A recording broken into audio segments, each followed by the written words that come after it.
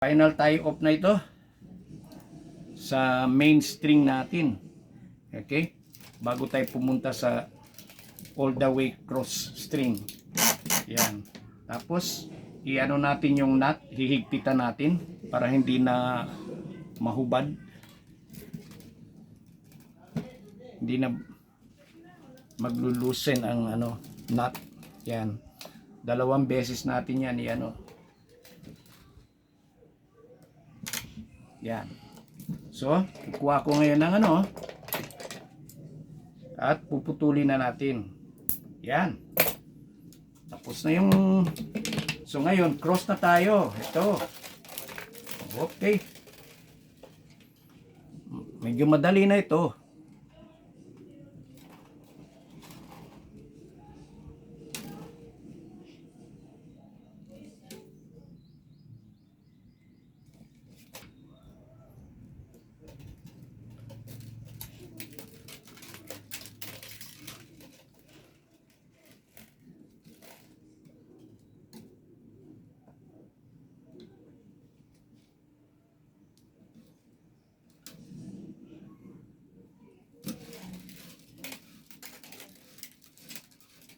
Nakat.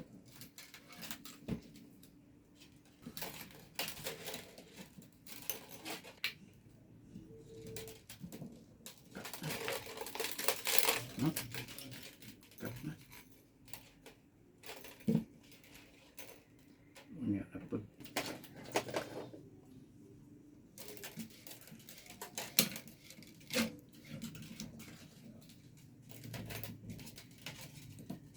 I-on mo. Ayan. At malapit na tayo mga ngalahati. Saka mga ka-tennis, ganito pala yan. Pag hinila ng tension, bago hilahin ng tension, dapat protektahin natin yung string. Kasi yung nylon kasi, mainit yan. Pag hinila mo, mainit. So, nagpi-friction yan. Kaya humihina ang quality ng string. Kaya pag hinila natin para mahigpit, dapat ililipat-lipat natin yung yung pwesto ng string, hindi yung one way lang. Ililipat-lipat natin para hindi masunog yung string. Yan.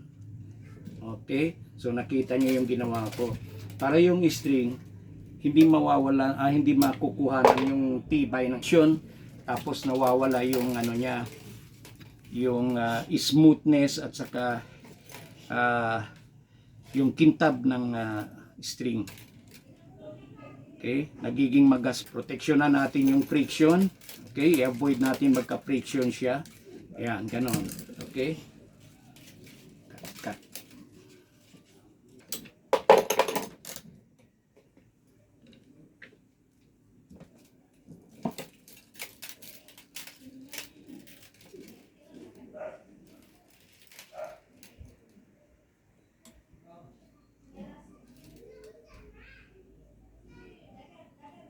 Nasa dulo na tayo ng ating pag-i-string tatatlong butas na lang at yari na itong racket na ito.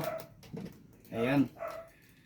So ayan mga ka-tennis, this is Coach Jong at your service.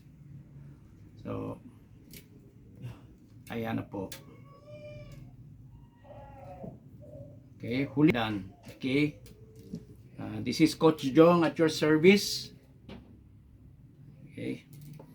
So, karamihan kasi nahihirapan ang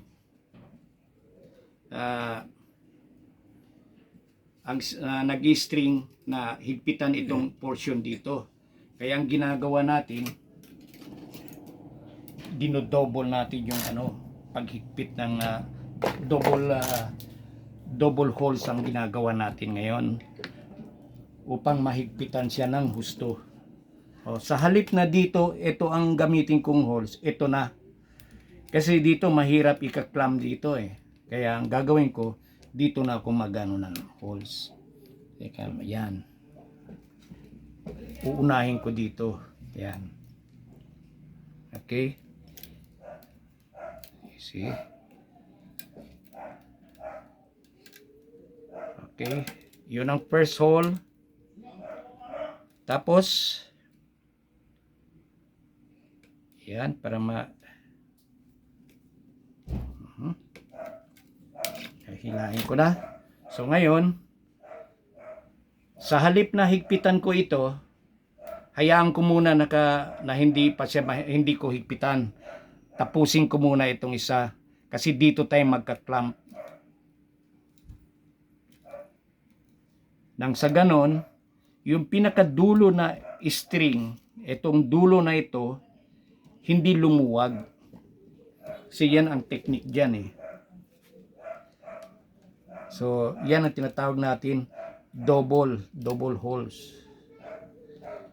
Ang giyano natin. Ayan. Lapit na tayo mga ka-tennis. Patapos na to. Ayan. Hihilain ko na. Tapos, sabay, higpit.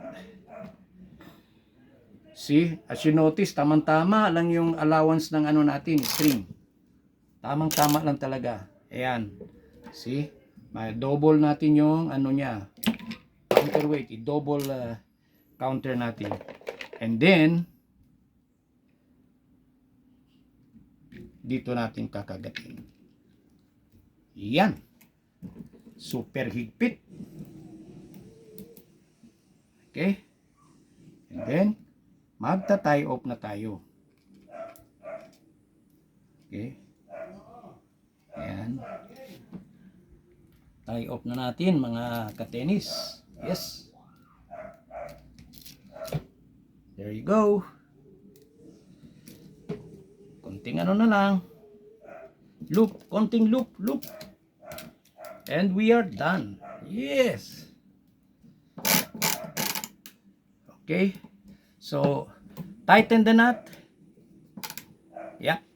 Now release the clamp. And then make another knot.